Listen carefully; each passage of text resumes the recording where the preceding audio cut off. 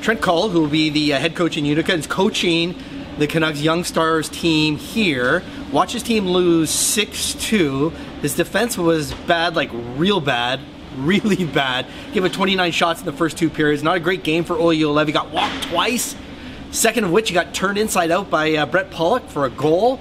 It wasn't great. We're not used to seeing him like that. But Cole said he thought that Juolevi had a pretty good game. Better than he had in game 1. I'm not so sure on that. Juolevi said he's trying his best.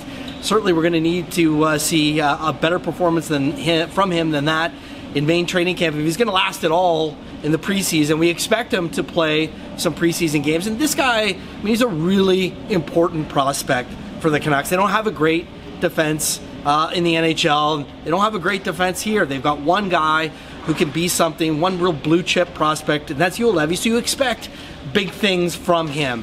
And we did see some big things from him a year ago at this tournament.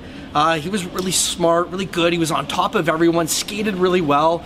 And it hasn't been the case so far in 2 games. He's been walked 4 different times, and there's certainly some reasonable questions. It's not a referendum on the draft pick. It's not a criticism of that. We're years away from deciding whether or not this was a good draft pick or not. But you can still say he's been struggling, and certainly he's struggled in moments here. And I think one of the questions is, what kind of impact has the weight that he's put on over the summer and on the off season? It was early July. Jim Benning was telling people he's up to 200 pounds. This is a guy who spent most of last year playing at 180.